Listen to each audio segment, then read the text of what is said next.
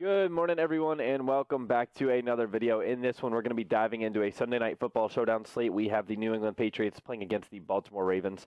Actually going to be a pretty interesting one. Definitely one of the weirder showdown slates we've had this year, so I'm going to do my best to explain how I plan on approaching it this evening. It is 9:22, so we do have the Texans and Jags game about to start. Good luck if you're playing that showdown, and good luck to everybody playing today during the main slate here on Sunday and any other slates, obviously, but we're going to jump right into this one. If you have not already, please do leave a like on this video. The support is always unmatched. I can't say it enough. I really appreciate you guys taking the time out of your day to watch these videos. Those of you that are leaving likes, active in the comment section, I greatly appreciate it. And I really enjoy kind of conversing with you in the comment section as well and going over some plays and players and things like that. If you do have any questions, comments, concerns, please do leave them down below in the comment section. I'm happy to give y'all any advice when I can, whether it's Draftkings, FanDuel, Yahoo, any DFS site, or season-long fantasy questions. Now, here on Draftkings, I like to just be honest with you. I don't play cash for showdown slates, and this is a solid example of a showdown slate where I definitely won't be playing cash. There's some where I might play some cash games and try to kind of find the normal balance between cash and GPP lineups. This is a showdown slate where I personally will not be playing cash. The reason being is, especially over here on FanDuel, I definitely won't, but you do kind of have to choose, I feel, between Tom Brady and Edelman on FanDuel, and then over here on DraftKings, I think you can kind of squeak them both in, but it's still kind of uncomfortable. I'm really targeting Lamar Jackson in this game. I don't see this being a very high-scoring game, and with his mobility, I think that he's probably going to be one of the highest scorers. So for that reason, I do like him and need him in cash, but I also really like him in tournaments as well.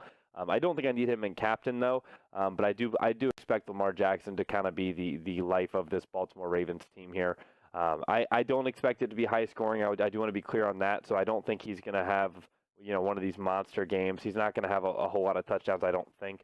I think this is going to be more of a ground game for him, so hopefully he can move his feet and get some points on the ground for me, maybe complete some passes. We're going to talk about his pass catchers here in a second. If I'm playing cash, though, because of the way I think the game's going to go, I'm probably going to go Justin Tucker at captain. I know for whatever reason, some people out there don't like kickers at captain for cash games, which I just think is hilarious. I've been doing it since showdown slates were first started, and it's very successful. You plug a kicker in captain, they're guaranteed points. As long as that team does not get shut out, this kicker will get points, and then you can kind of jam in all the studs up here up top. So that's kind of the core I would work with for cash. After that, you have 11,000 left, and you can kind of mix and match. I would probably go cheap. I'm okay with even playing somebody like the Ravens defense or something like that, and then coming back up here and playing like Mark Andrews. That's probably what I would be looking at for guaranteed points in cash games. I don't think it's going to be very high scoring. I'm okay with playing the Ravens defense for that reason. I don't think they're going to get you a lot of points, but at the same time, it is a higher floor than some of those players down there. But how I plan on approaching tournaments is going to be a little different. I think that Edelman at captain is okay because it's full PPR here on DraftKings, and I think it is going to be low scoring. I'm going to be looking for that target volume, so Edelman does make sense for me. James White does make sense for me, I'm going to assume that all the questionable tags play in this game, and I'll try to mention, if they don't, so-and-so gets a boost and things like that. But I'm assuming that all of these guys are going to play.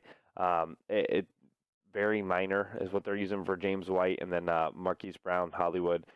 I think he's going to play as well, but there's something about it being a caution rather than a setback, something like that. But I think they're all going to play. For tournaments, my favorite captain's actually going to be Mark Andrews. I think Mark Andrews is probably the only target on this Baltimore team that Lamar is going to have consistently throughout the game, and it makes sense as a tournament play. We saw him early on thrive, but they were playing two of the worst teams in the league we know now. And then he's had some tougher matchups in the recent weeks, but the volume is there. He's getting 8, 7, 8, 8, 7, 9, 8. So, I mean, he's averaging 8-plus targets a game. For that reason, I think Mark Andrews makes sense. I think if there is a touchdown scored by Baltimore in this game, Lamar will run it in on his feet or throw it to Mark Andrews. If Marquise Brown, for any reason, doesn't play, then we're really talking Mark Andrews is just a lock for me because they are going to have to throw this ball. I don't think Mark Ingram is in for a big game here. He can always break one long touchdown, things like that. I get it. But I don't think he's going to be, consistently chunking 5 or 6 yards on the ground every single play against this New England defense, who is also, by the way, priced up at 7,800, I believe. Yeah, 7,800. I say it almost every showdown when a defense is that high priced. They are like one of the top 6, I think, fantasy scorers this year, including quarterbacks or something ridiculous. It's wild. So I guess they're rightfully so priced up that high. I don't plan on playing them in captain. I definitely am okay with playing the Patriots defense, though. If we were to go ahead and plug in my boy Mark Andrews here at captain, throw in Lamar below him. Like I said, I think you need Lamar Jackson in every lineup you make tonight. This is where it's going to get a little bit interesting. Tom Brady, Edelman, I don't think we're going to get them both in this lineup. If we do, we're going to have 29.50 average. We can go punt with somebody and maybe still get in like Justin Tucker, which I'm okay with. Jacoby Myers, for example, he's going to be like number 5 on the depth chart. N'Keal Harry's coming back. Then you got Sanu, Dorsett, Edelman. He's just going to be number 5 at best on this New England depth chart, I think. So for that reason, I think that's a little sketchy. But I guess if you were playing a lineup like this where you're trying to get in all these studs and be a little bit different and more contrarian in these tournaments, I guess it's okay. Brandon Bolden, if for any reason James White was to miss, by all means, I would actually really like this lineup. So I'm going to give you all that as an example. And then another one that I want to talk about is the one that does not involve Julian Edelman. It sounds weird, or we could do the no Tom Brady one, but I think that I do want Tom Brady. The double quarterback makes sense to me. Try to capture as much volume from both teams as possible. And instead, we could go James White. And if we go James White here and then maybe go Justin Tucker again, that's going to leave us 5,300, which a lot of people get scared of. So a lot of people that maybe are playing with lineups and they see something like this, they're going to say, oh, well, Willie Snead's 4,200. That's going to leave me 1,100 on the table. I need to go back and figure something else out because that's too much money to leave on the table. I'm sure you've heard me say it before in other videos. I'm always okay with leaving salary on the table in showdown slates, especially one like this. I would be fully comfortable going Nick Folk right here. You have both kickers. You have Tom Brady and his pass-catching running back, which I'm not really interested in Sony Michel or Mark Ingram tonight, so I think that's fine. You're getting probably the most targets from Lamar Jackson going to Mark Andrews, so he has the highest target share on average. I think he's got way more than Marquise Brown on average anyway.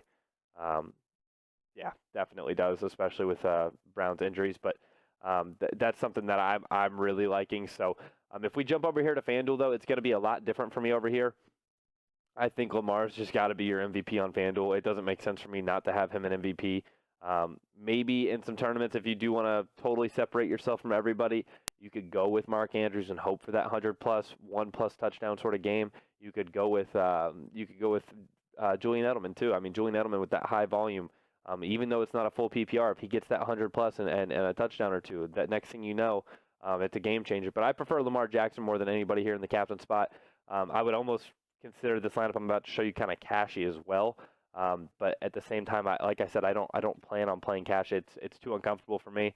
But the difference over here on FanDuel, though, seriously, is that you have to choose between Julian Edelman and Tom Brady, and for that reason, cash games just freak me out on a slate like this, because it's like, if for any reason Edelman has that 100+ game like I just mentioned, then all of a sudden, if you don't have him, you're missing, because he's going to be very popular.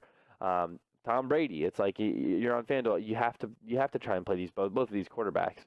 It's just kind of non-negotiable for me. So for that reason, that's why I think cash is very worrisome over here. If we were to try and plug in Edelman, just to show you guys, I think it's 67.50 average. I mean, you can jam them in, but then all of a sudden you have nowhere else to go. I mean, we could go like Jacoby Myers, who I just mentioned is going to be like number 5 on the depth chart. It's just too ugly for me. But there's N'Keal Harry, who's coming back. I expect him to be number 4 at the wide receiver position for this team. Maybe we could go with him, and then that'll leave us 7,500, and we could stick in Mohamed Sanu maybe. It's just a lot of New England exposure. Don't really like that. Probably just going to get off Edelman over here on FanDuel because it's not the full PPR. And then we could go with somebody like Mark Andrews, who I just said I really like on both sites. He's a high volume target, but I'm not taking him for a full PPR because 8 targets, and he's not really converting them all to catches. If we come over here on DK and take a quick look, he's getting these targets, and he's 4 out of 8, 5 out of 7, 6 out of 8, 2 out of 8. It's not like he's got a 90 to 100% catch rate on his targets. He's getting some deeper A-dot throws as well. So this is a yard touchdown sort of upside player for me. And on a night like tonight where I expect it to be low scoring, he could very well garner the only touchdowns of the game. And if we plug him in here, that's going to leave us 8,500 average. Let's see if we can get in Tucker. And that'll leave us with 7K. if Hollywood Brown misses, I'm in love with this, and we're just going to jam in Miles Boykin. Maybe we get off Tucker over here on FanDuel, even though I do like him a lot. I think he can kick in quite a couple field goals tonight. Maybe we go James White, and then we could go, let's see, Mohamed Sanu maybe. There's a few different things we could do here. I'm okay with that, and then hope maybe Sanu still does something with this team. I don't expect that they got Sanu for a second-round pick and aren't going to use him, so I think that's an okay play as well. If we go Nick Folk, that'll allow us to get up to Sanu again, with leaving 500 on the table, whatever you prefer there. But this is kind of my core for FanDuel for sure. And that's just kind of how I plan on approaching the night. Mark Andrews is my guy.